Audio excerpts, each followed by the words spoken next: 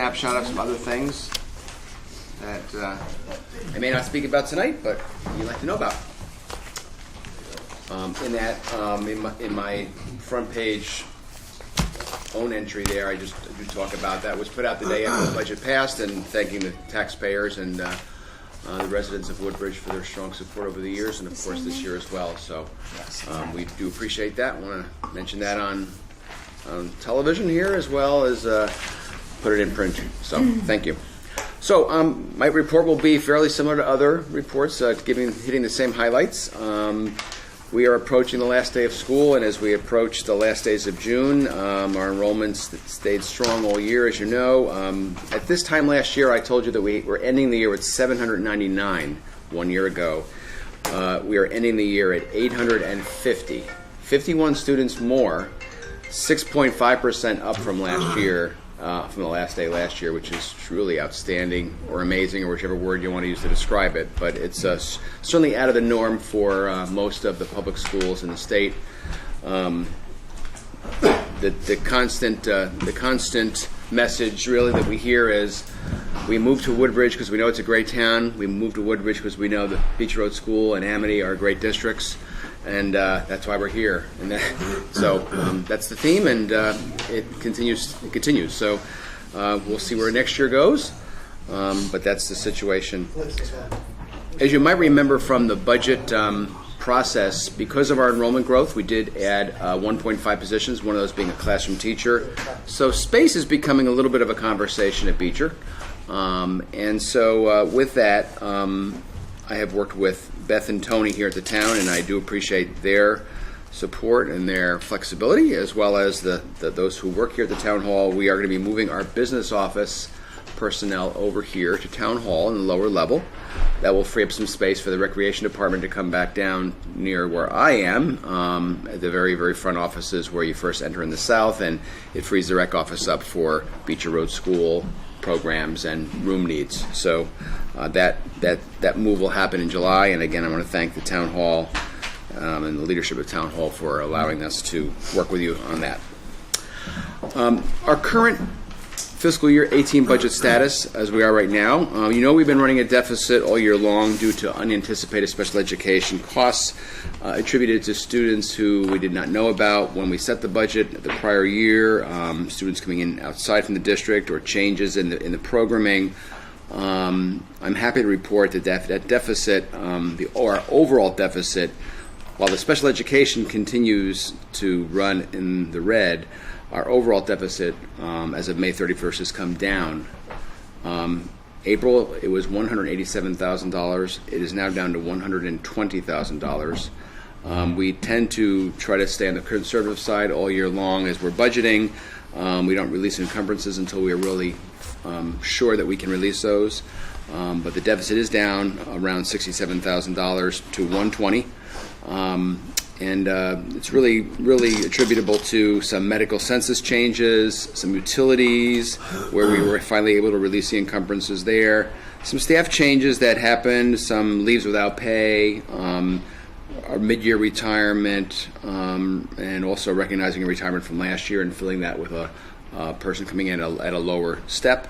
So overall, we're at about $120,000 total deficit, and that may change a little bit in either direction by the end of June, but that's pretty much where we're landing. In a better place, but not in a place where we exactly wanted to be. As we change into the new year, we'll be continuing to watch special education just from the perspective of watching moving in and moving out, and it's always, again, an unpredictable and volatile area in terms of the situations that come in, and our goal is to make sure all kids have the education that they need and that we provide for that, and sometimes that is outside of the district, and that's where the costly placements are. So we'll keep an eye on that, obviously, in a very, very responsible way. We obviously have not gotten going with the FY19 budget, although it's been approved by the town, but we will be continuing to work with, and we'll be trying to set up a meeting with the town to look how the town department can again assist in what we're trying to do in the town, in the grounds of Beecher Road School, things that were not funded in the capital budget this year, but things that we know need to be taking place. And so I'll work through Tony and Beth to work with the town Department of Public Works towards that end. Our Board of Education has been meeting obviously all year long, and the last month has been no different. Subcommittees meet in policy, facilities, curriculum, and finance.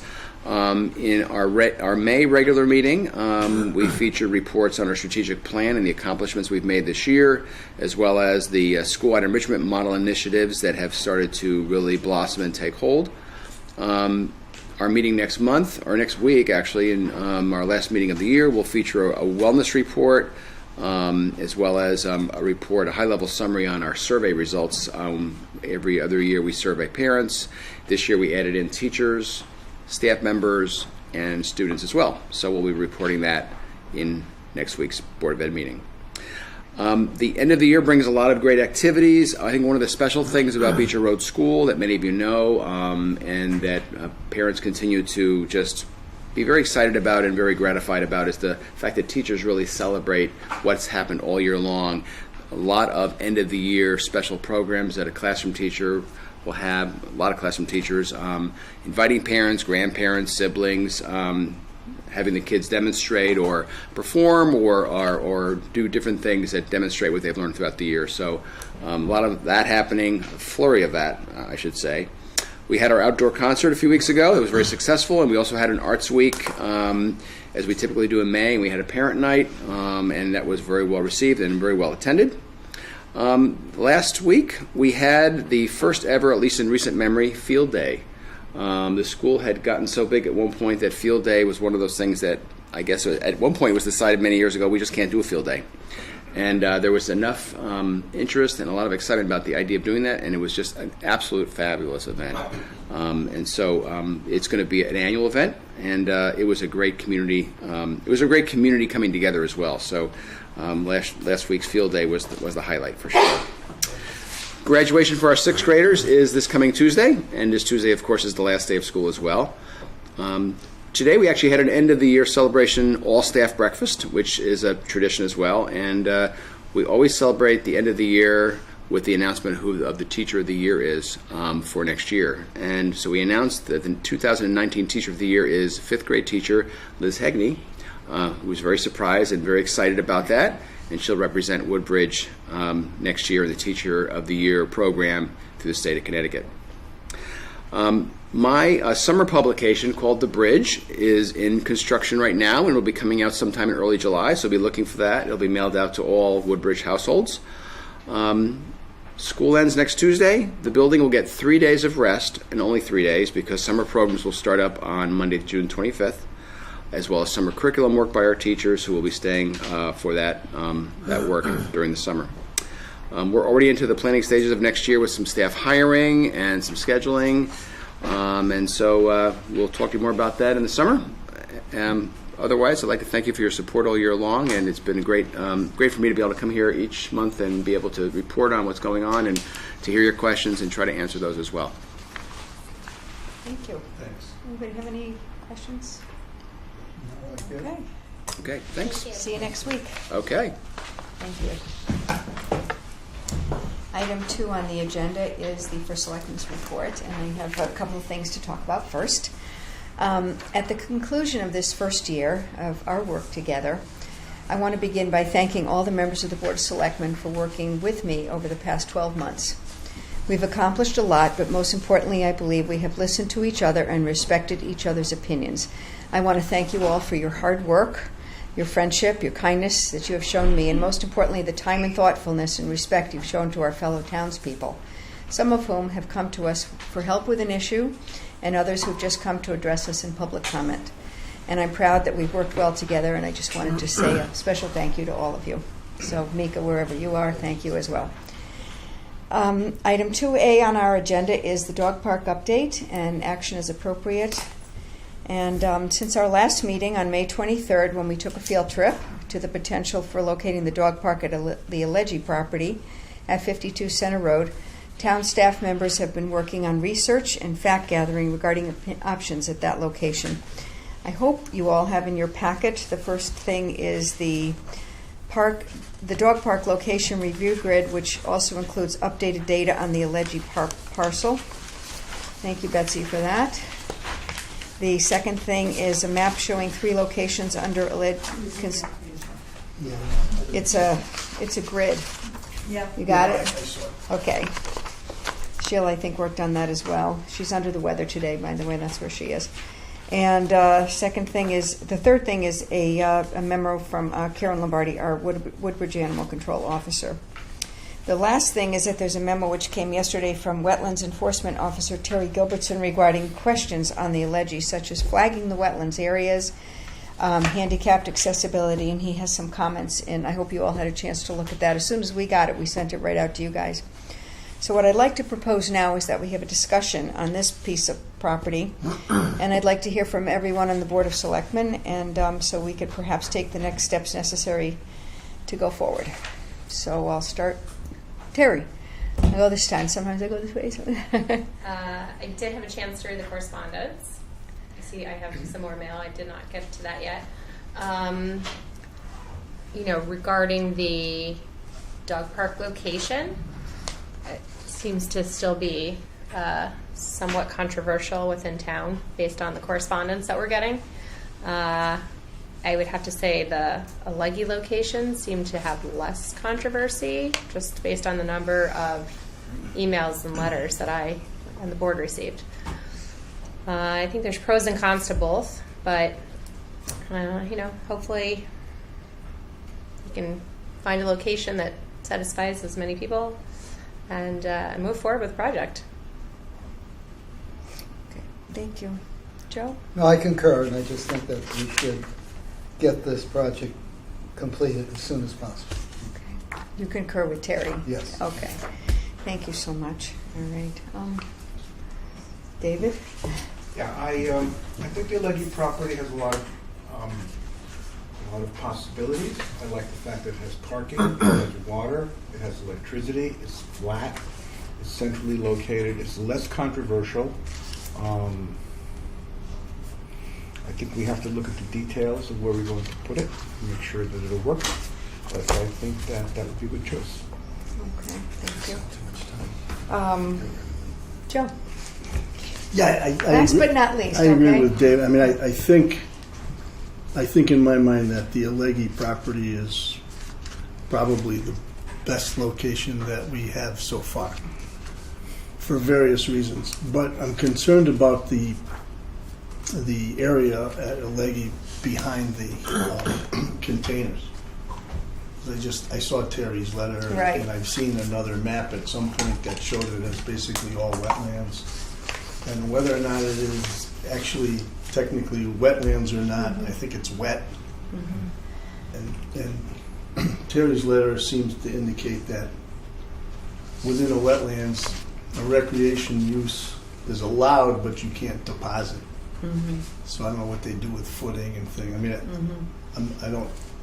I didn't get into all the technicalities of it, but Yeah. I'm just a little concerned of that area being I appropriate. highlighted for the dog in parks. his memo that he suggested we test by a qualified soil scientist who can reflag any wetlands or in or adjacent to the area of the proposed dog park.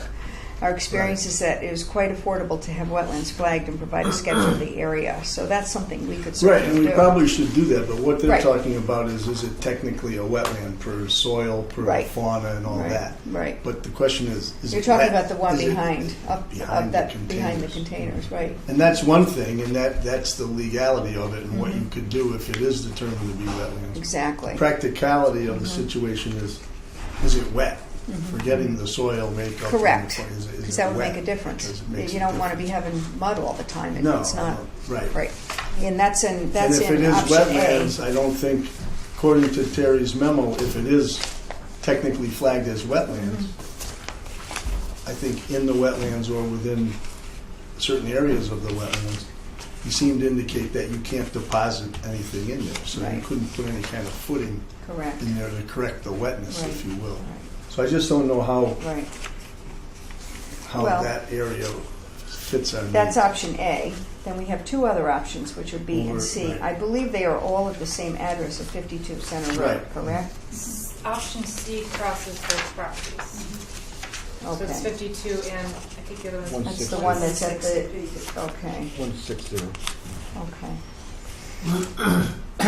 So it's part of Pease Road? Is that the .160 Pease? Okay, I'm thinking in terms of what we recommend to go forward. Do we have to have both addresses then, or I want to make it so that There's no requirement that you have both addresses, but to be specific enough, if you're going to make a recommendation, you got to identify the parcels. okay. So, Especially when we send it to an 8-24. right, because it has a lot. There's a lot of options to consider. I made a list of things that I could think of we have to do. Should we make a motion to approve? Propose the dog park at the Alleghi property, we'd have to say 52 Center Road and 160 Ps, correct? Correct. Just to make it, okay. And then there's a lot of approvals that would have to be gotten. We have to refer it to Town Plan and Zoning for an 824 review.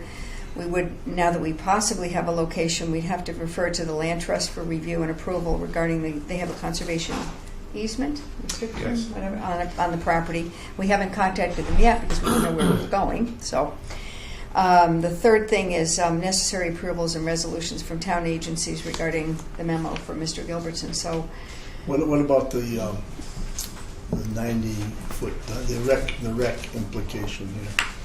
I've heard, my understanding was that was a 48-month It was. agreement, so has it, and it's long since expired. yeah. But I didn't haven't read seen in it detail, lately. and I've talked to some Yeah. rec folks Yeah. that don't seem to see it that way. I think it expired in that we made a specific end date in the agreement. It was It 48 expired in months. 2015, I think, Jerry. It expired in 15? That's what the first is. Okay. Without any So they would right of have to come back, extension or right? anything? Would they have to No, come back? nothing. There was no built-in I extension. haven't looked at it in a while, but I remember it wasn't, I don't believe there's any extensions in there. We had a definite end, I think we gave them 4 years, if I'm not mistaken. It was 48 months. So, but that's just something we'd have to look at too. Right. Bob Hill was pretty sure that they had a right of extension of that. So Well, we can look at the agreement. We'll have to look Yeah, at we'll it. just look at Whatever it the is. Okay. I've also heard that perhaps a portion of that, I don't know what we call it, 52-160, but Combination. the grassy, the open field, a portion of that where they sought to put the 90-foot is not subject to the conservation easement. Does anybody know that to be You're true? talking about, sorry, it's so small. Are you talking about, that's true? You This don't know? piece. This? I think he's right. There's just a This Yeah. piece? The open This- piece behind This the, piece up here, right? 160. Yeah, I guess, I can't really see. Is that where the proposed home was going to be for the correct. Gentleman who? That's correct. Yeah, okay. So that's a possibility. Okay, I don't know that that's, yeah. no, I'm talking about where they were gonna put the 90-foot diamond at Alleghi in that open field. Where- Right here. This is where the 90-foot diamond was going to go. Okay, well then that's And it. but I think it's up A here, portion of that, I don't know, right? Is where I've there been was a told home that was was, going to go. okay, I I'm didn't not know sure. about the home, but That'll have to all be looked at. So I just want to, my thought was to try to give the Woodbridge Dog Cooperative something to start with so they could start fundraising. And if we can come to an agreement tonight to recommend a space for them to begin, at least they can start that because they're kind of stuck right now. We did have a memo from Bonnie Blake in our can we packet, refer which, more than one piece for an 824? That Yes. might make sense, Absolutely. because Yes. then at least we're not spending, we're not wasting time. If we Okay. think my suggestion would be we refer all those locations at Alleghi for an 824.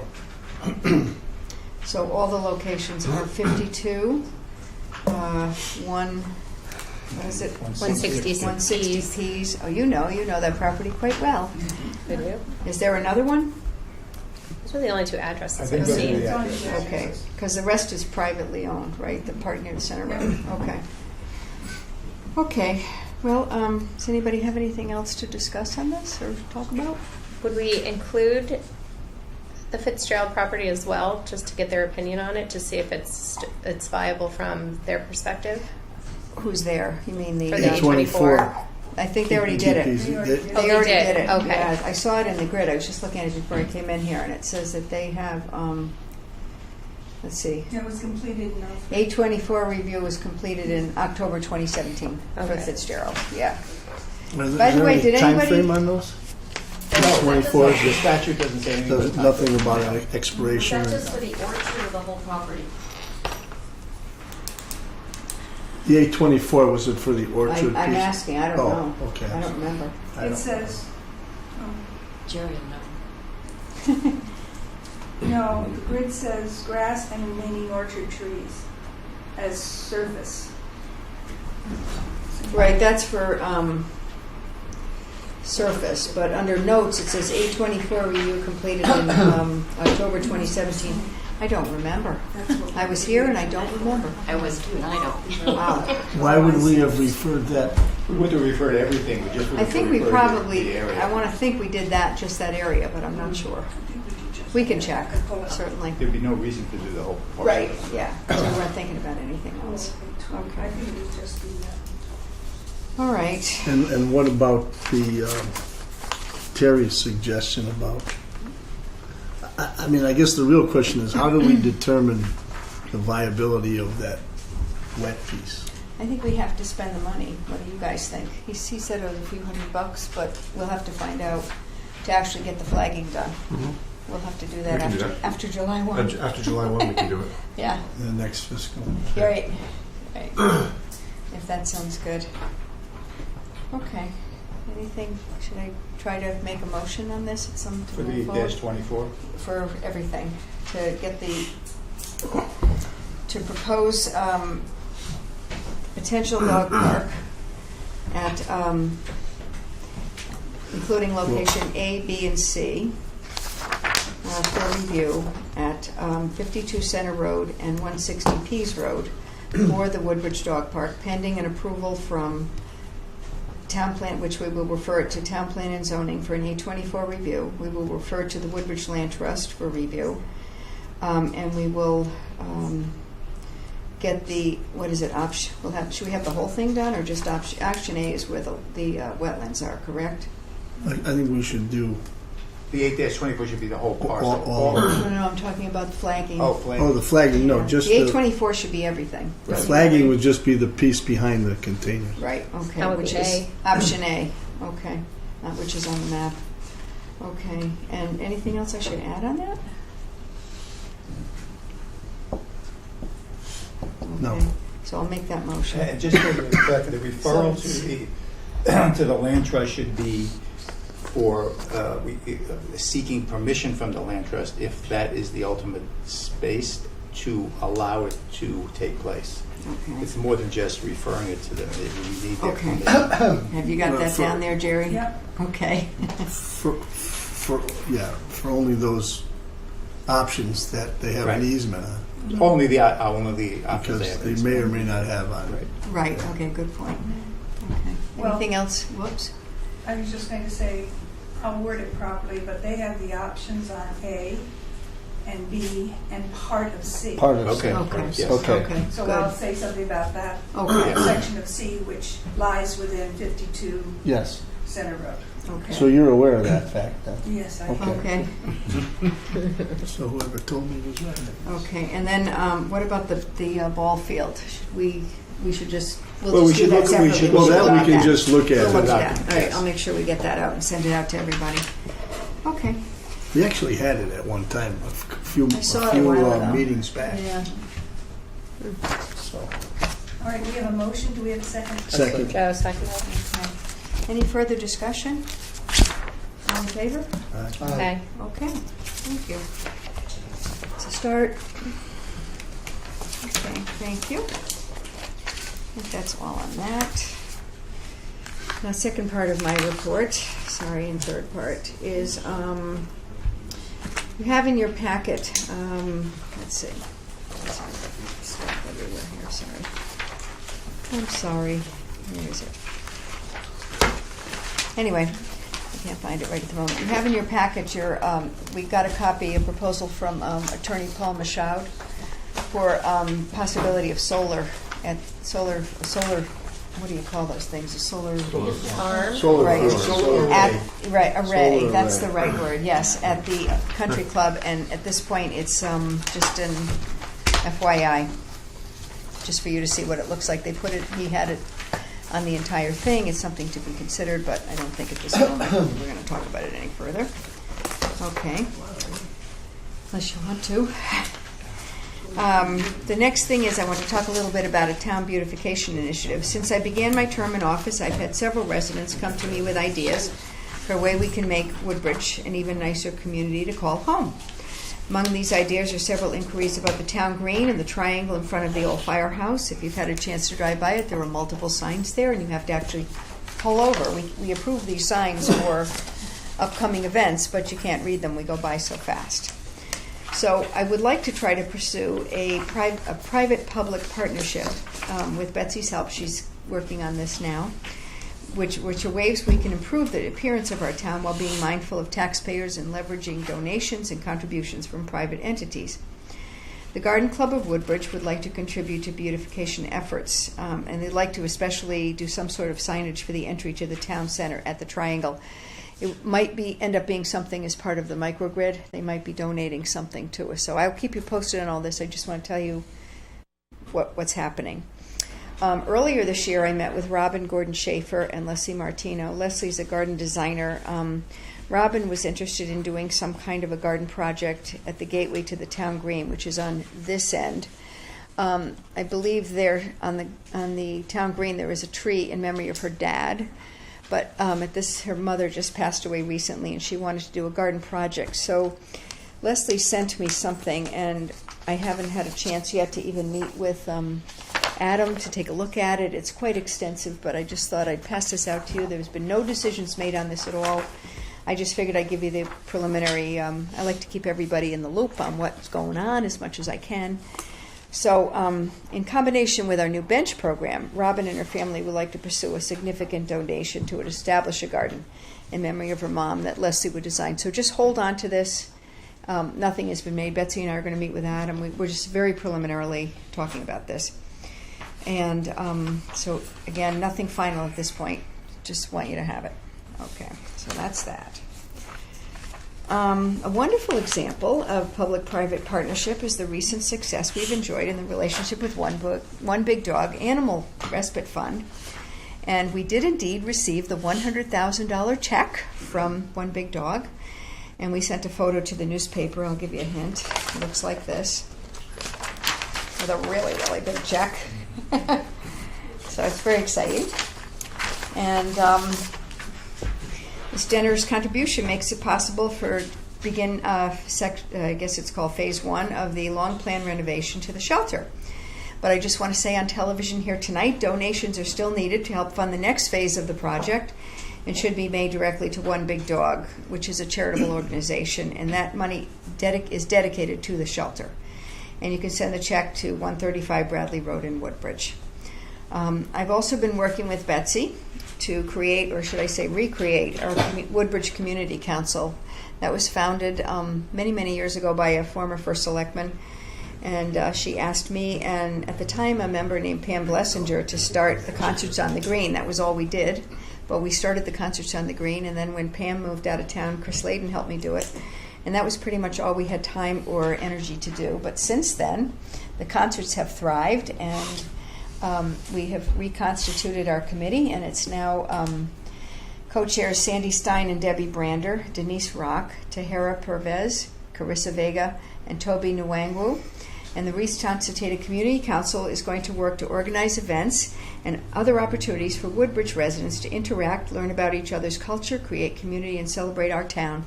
And Betsy's going to keep us updated as things. I think you've had 2 meetings, 1 meeting, 2 meetings. And it will be all year long rather than this. Fallapalooza, I'm sure, will happen, but it won't be all jammed into the month of October, so we can all get to stuff and not feel like we're going in 3 different places at once. So I just wanted to give you an update on that. And let's see what else. Okay, this is just something for an FYI for the public as well as the folks here tonight. As you know, in the past 3 months, the Woodbridge Police Department has reported an increase in incidents of stolen vehicles in Woodbridge, and other vehicles have been entered and rummaged through, resulting in items being stolen from within these vehicles. Almost all of these incidents involve vehicles that were left unlocked and were not physically broken into. These incidents have been spread throughout the entire town and are not isolated to just a specific area, and have mostly taken place during the overnight or early morning hours. I did speak with the Woodbridge Police Chief, who told me that our neighboring communities are also experiencing a similar spike in frequency of these types of incidents. I did post a message about this on the Woodbridge Town website for who's ever signed up for that, got to see it. But just to remind the public, please, 3 steps Woodbridge residents can take to help. Lock your cars and garages at all times. Do not leave spare keys in your vehicle or valuables in plain view. And at any time, don't feel uncomfortable about doing it. Report any suspicious activity immediately to the police. And finally, my last part of my report, I just want to comment on 2 special events I attended this past month. On Memorial Day at 8 a.m., the members of the Woodbridge Volunteer Fire Association gathered in front of the firehouse to pause and to remember the past members who are no longer with us. These past members represent over 1,200 years of dedicated service to our town. Secondly, that day, I attended and spoke at the annual Memorial Day service at the VFW Memorial in front of the Center School. It was also a very moving and beautiful event. I'm going to do it. I inadvertently forgot to thank the Boy Scouts for their participation. I had a big list and I just skipped them, and I am so sorry. So I'm now giving them a special shout out on live TV for a job well done. And that's the end of my report. So thank you all. And we will move on to committee reports. Anybody have a committee that they're in charge of that has a report? Okay, no. Thank you. Liaison reports. Start on this end this time. Joe. No report. Yeah, okay. Thank you, Joe. David. Yeah, I have it. Okay, Coopop did not meet because that was the night of the tornado catastrophe. The Library Commission did meet. As far as personnel, the Commission has approved a new Adult Services Director, and will submit her name to the Personnel Committee shortly. They are also planning to consolidate 2 positions, that of the Young Adult Librarian and the Children's Library Assistant, into 1 position. They'll call it the Library Associate Children's position. They've had trouble retaining a professional librarian who requires a master's in library science and is paid $20.64 per hour. The new position will save $7,776 in salary and in payroll taxes. Finances, they are operating well within their budget. As far as the building goes, they have an elevator which has been malfunctioning, and it has gotten much worse. During the flip sale, it went up to the 2nd floor, opened its doors, and remained parked there for 5 hours. That will need to be addressed. The HVAC upgrade will commence shortly, starting phase 1. Human Services. We talked about the state mandated truancy program. The state has agreed to allow human service departments in the state that do not have counseling resources to work in conjunction with the high school counseling departments. That's what Woodbridge will do going forward. Human Services is also planning a workshop on bullying. There's a film tomorrow, June 14th at 7 p.m. at the high school, dealing with mental health issues. It's called The Way Madness Lies, and the subject matter is not suitable for children. Shelter. 50 Bethany residents used the shelter facilities during the last storm. They use it for drinking water and for cell phone charging. We should post reminders in the paper that the shelter will be open for emergencies, and emergency information will also be posted on the town website. Building. The Olympic construction company came in with the lowest bid for the center ramp and the bathroom, which was higher than the estimated cost. Human Services Commission will ask for a scope of services review for that project. And I was going to talk about the Memorial Day services, but you beat me to that, so I'm done. Okay. Thanks. Joe. Thank you. In regards to the Police Commission, 2 parts. Under the Woodbridge Traffic Authority, there was an official request made to the state for a study at routes 313 and Route 243 for three-way stop sign. So the state will pursue in that study. In regards to the Board of Police Commissions, as you mentioned, one of the most frequent problems with unlawful activity was unlocked vehicles, and of course the chief mentioned that. They also mentioned how the lieutenant's responsibilities, the position that was eliminated, has been divided between 5 different sergeants, and each sergeant will have a different responsibility. And they have been a decision to create a stipend. I believe it's about $3,400, and this was also agreed to by the union, and so they will proceed with that allocation of the former lieutenant's responsibility among the 5 sergeants. Department, I thought was very impressive. Received a letter of appreciation from the management at Crest Auto Body. They thanked them for their diligent work that led to the return of 3 stolen vehicles that were taken from the property. The chief is also looking into the fire dispatch issue. They found that under the AMR contract, we have some type of agreement with the AMR company that might be beneficial in regards to the fire dispatch. So they're going to evaluate that and then report later on. And that's it. Thank you. Great.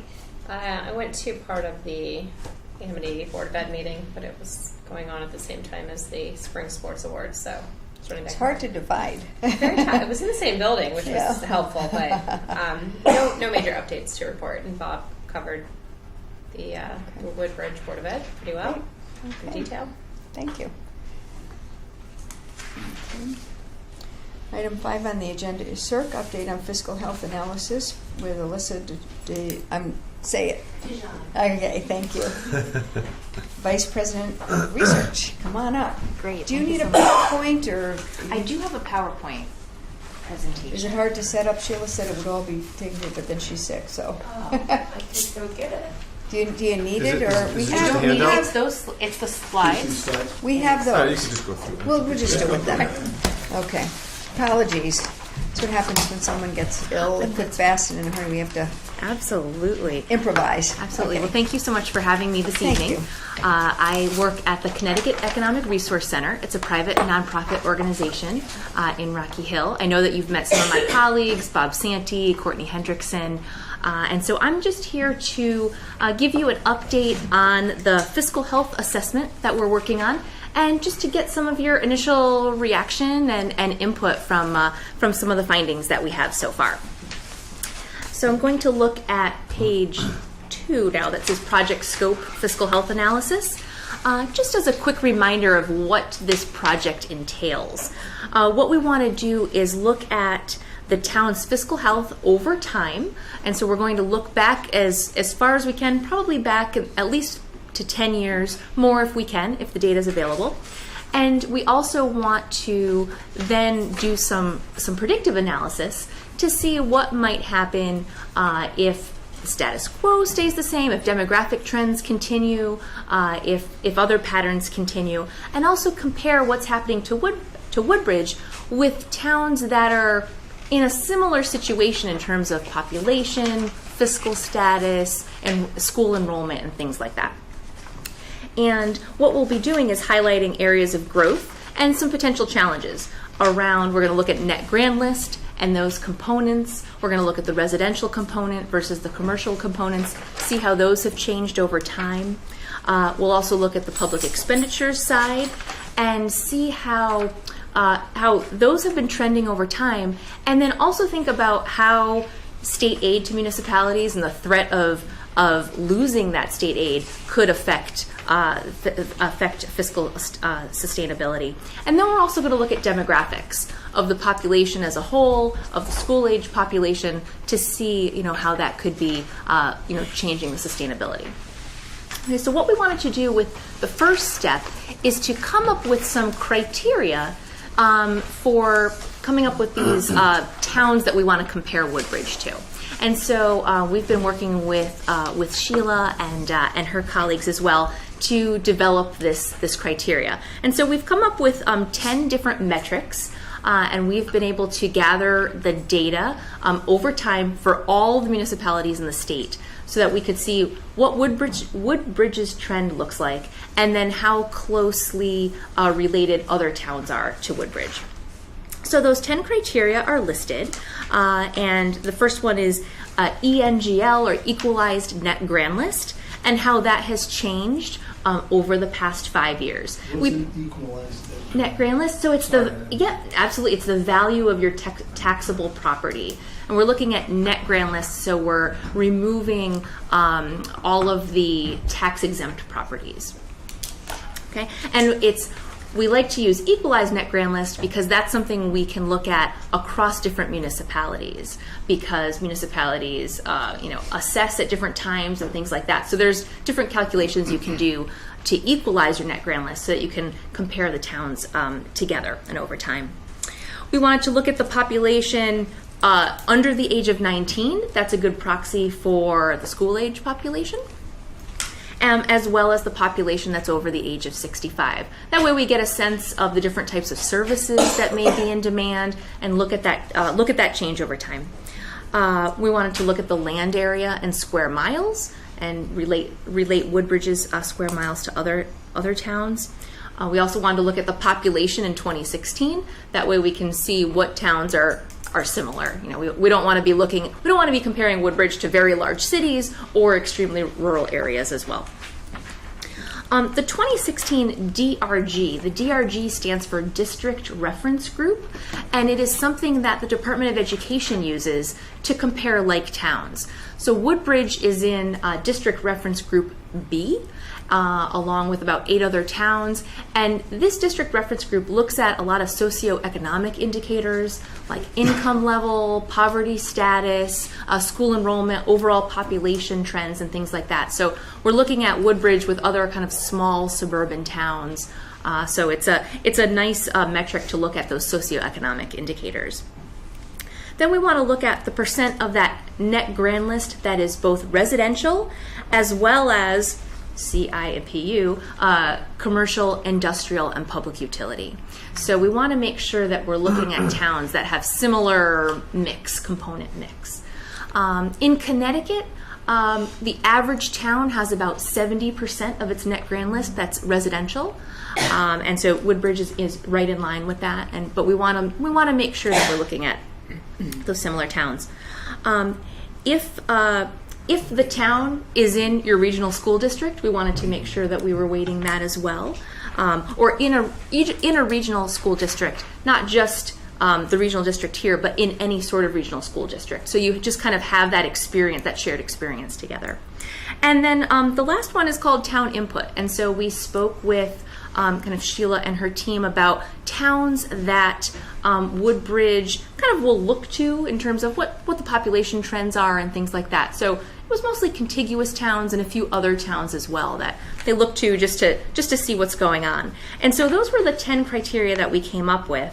And the next slide shows the results of how that all stacked up. So you'll see a table there, and the top row shows Woodbridge and its overall data.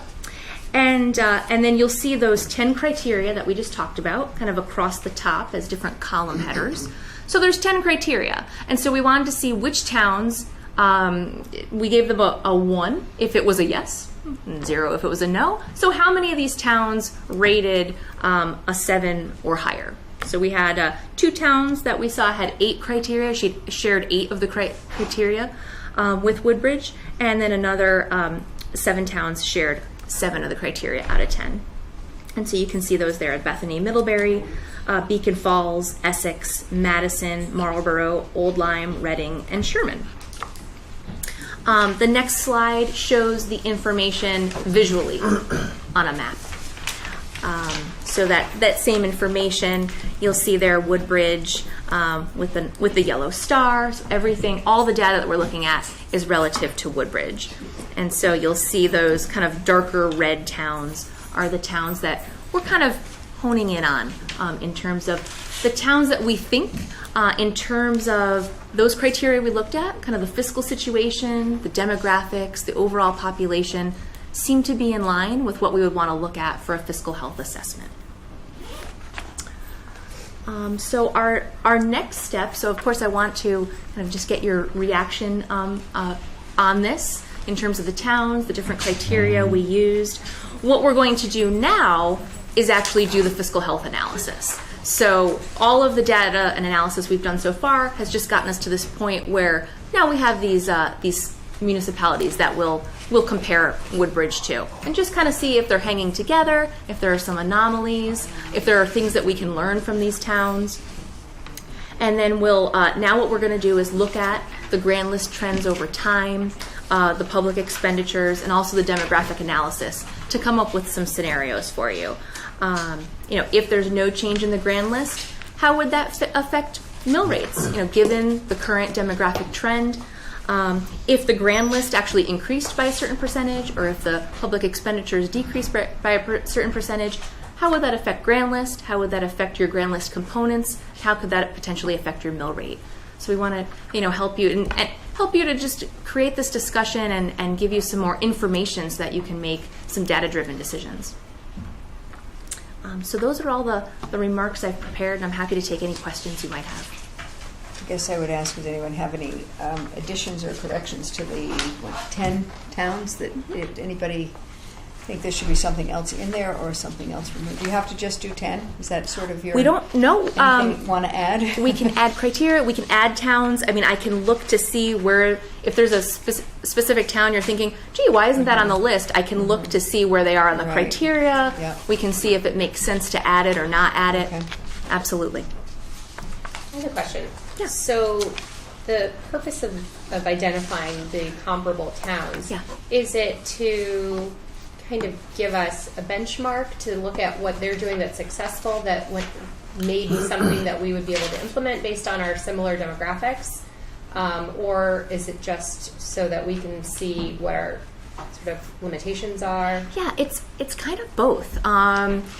So we can see if there is a town, like if you have a town that has kind of a similar population, fiscal structure, and if their trends are going in a way that's very opposite from Woodbridge, we can learn from that in either way.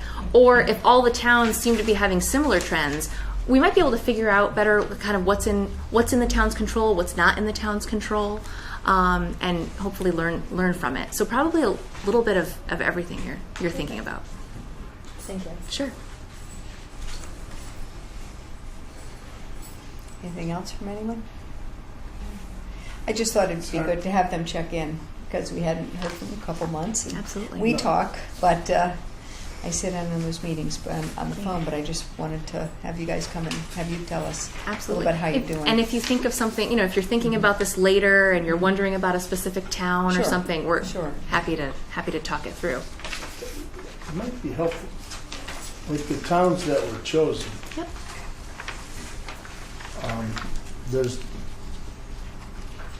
There's no data provided for us to look at to see why they were chosen. For instance, the population, Woodbridge 8842. Right. I don't know. I can't see what the population of these other towns are. Right. So I wouldn't know. Right. So I've got ask you a question. Absolutely. So I've got all the data back at the office. Maybe. What the one means is that we had a distribution of all the municipalities and their population, and so we know that Woodbridge is 8842. So we looked at any town that had within a standard deviation above or below. So whatever has the population that's about what Woodbridge had, got a check mark, got a 1 for that criteria, got a yes. And so that's what. So that table, I didn't want to kind of put all the information in it because it would be really kind of hard to decipher. But so all those towns that have a 1 there have a very similar population to what Woodbridge has. And then I have all that backup data for you. Give them that if you absolutely. Want, if you guys wanted to see the It whole would be grid. interesting because I think there's some towns here just off the top of my head that are fairly are far from here. I Anybody don't know if where they're- Sherman is? Sherman, I know exactly where it is. and You I'm do? I'm not so sure it equates to Woodbridge. It's Yeah, way- I Is agree it? with you. Okay. I'm not so sure that's a. And then we leave like Prospect is very similar to Sherman, but Prospect's right here. So why are we picking Sherman? Right. So I think if we Sure. had some of this backup data. Why don't we send that out? Jerry, do you have that, or I think I have it on my computer. It's very small. So you're going to need magnifiers, but I'll take care of that. We'll get Okay. that out to the board. That's fine. So either tomorrow or Friday, we'll send that out to everybody. So you can actually take a look, and we can get back to you if the selectmen have additions, corrections, changes, or other things to add on. That'd be great. Yeah, no, that sounds great. Yeah, I can look at I can look at that with you and see what might make sense. Perfect. Yeah. Okay, Perfect. wonderful. So good. Thank Anybody you. have Okay, any thank you so other much. questions? Well, thank you very much. Thanks for your time. Thanks for your time. We have 7 minutes before public comments. So I see we have Mary Ellen Maraca and Jeanette Glicksman, who's item 7. So if you guys would like to come on up.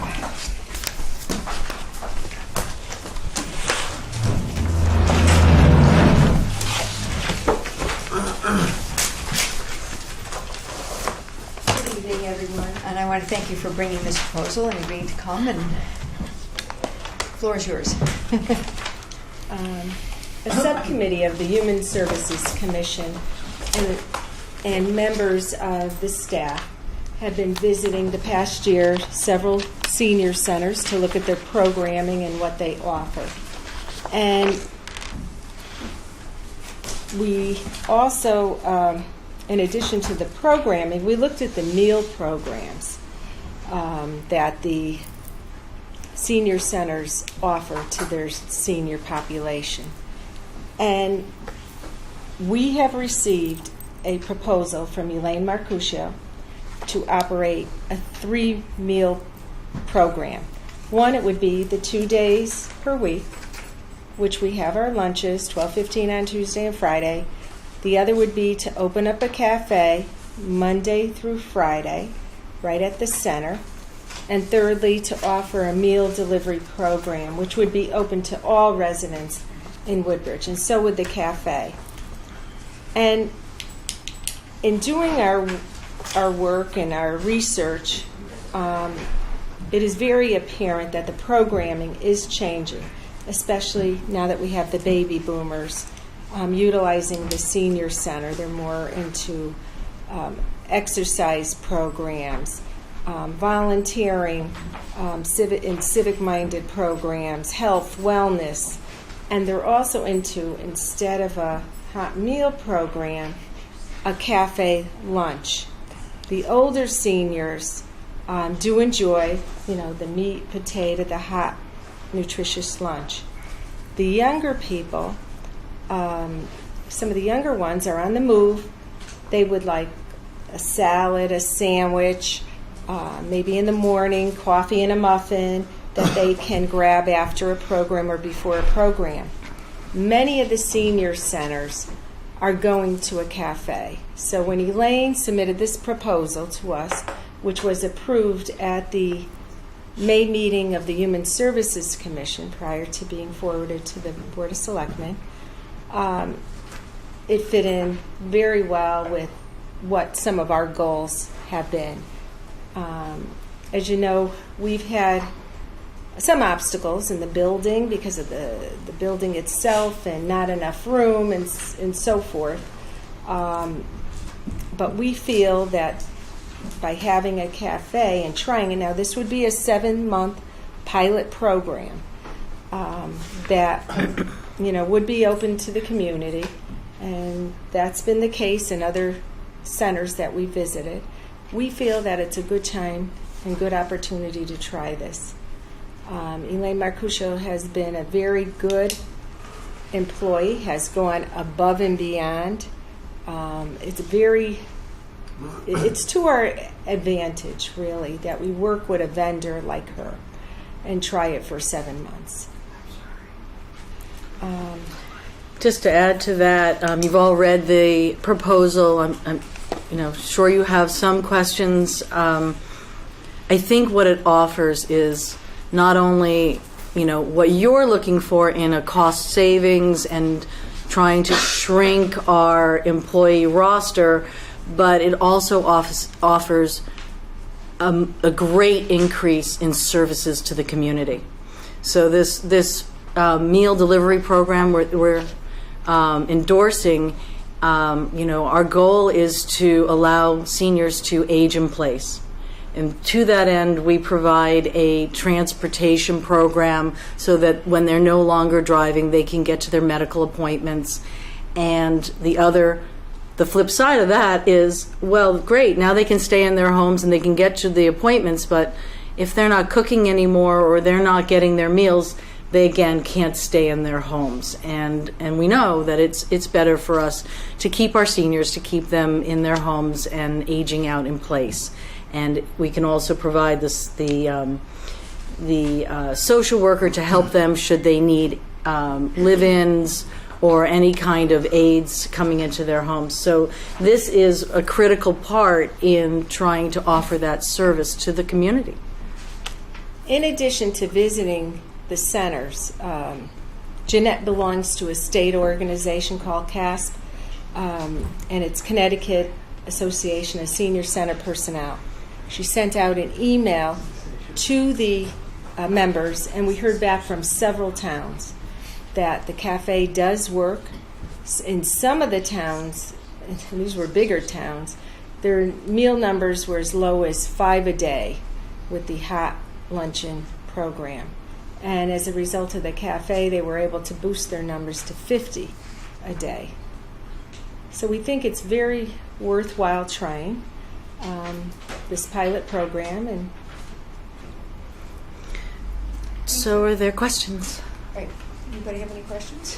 We Yeah, have it in so- our packet. We have a copy of the proposal. Right. So the town the Tuesday and Friday lunches, the town has a subsidy in Yes. there, right? The cafe and the mobile meals or the delivery meals, the vendor's taking this on a for-profit basis. In other words, how does that work? People pay for these, yes. and we don't subsidize those meals? No. Right. Right. So, No. okay. It would be a relationship.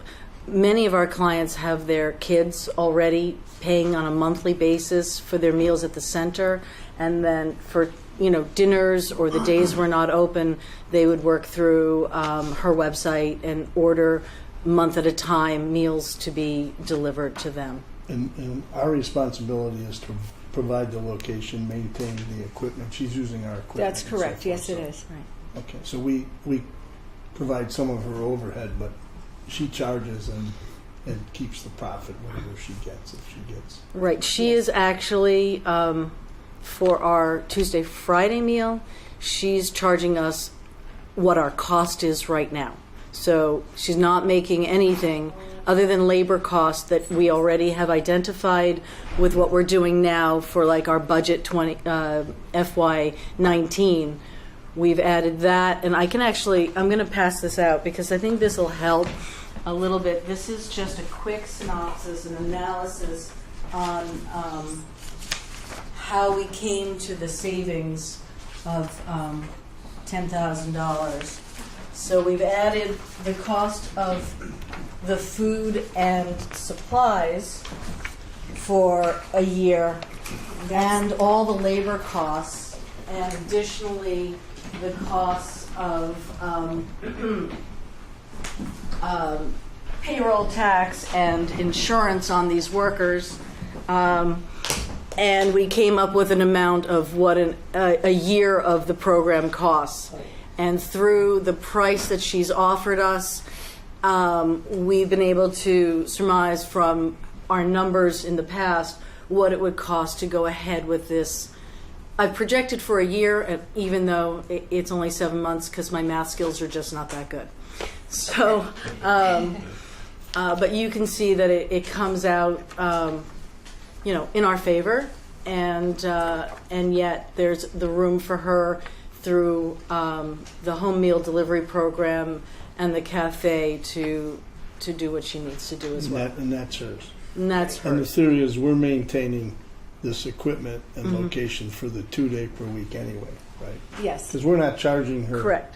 any overhead for her cafe business or the other. That's correct. Correct. and one of the positive things is for the cafe, we would not have to put money out for food Right. either. It She also would be assuming that. it also gets me out of the restaurant business, and I have enough oversight over other programs. I'll still watch this, but I won't be paying the HPC bills and the Restaurant Depot bills. That's all going to be on her. She won't be submitting her finances to us. It'll be just we're going to work it out with finance how to, move the money that we would be paying for labor and cost of food into an account so that we can just pay for these meals.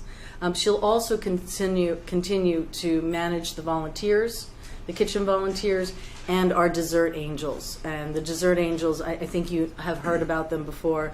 They're area businesses that provide dessert for our hot lunch program at a savings of about $1 a meal to us. So that does add up, and she'll continue to maintain the relationship with them. We don't have any labor issues, do we? Because No. we're losing employees and so forth. Okay. No. Anything else? No? Cool. Okay, I'm going to make a motion to approve the proposal as presented to the board this evening, described in our packet dated 5/15/18 from New England Young at Heart Senior Center to provide a 2-day nutrition program and a 5-day per week cafe for a 7-month pilot program beginning in June 2018 to run through December 2018 with a renewed term to be discussed no later than November 1st, 2018. Yep. Okay, I just want to mention that we do have the projects coming up very shortly for the restroom and the ramp. So we will have to see what the timeline is for that. And the scope of the project to make So- sure that the room is accessible or not accessible, and then we may have to come back and just say, we're going to push out the cafe pilot program a little longer if we're closed. Okay. Just in Should case, we we'd be rather closed? So we have just you want you Go to- forward with this, and then Okay. you'll keep Right. us, Well, just full transparency. If we're closed for 3 months with this project, then we need to push out the timeline. But we really just don't know yet. Okay, thank you for that. Good. Is there a second? Any further discussion? All in favor? Aye. Thank you. Thanks, guys.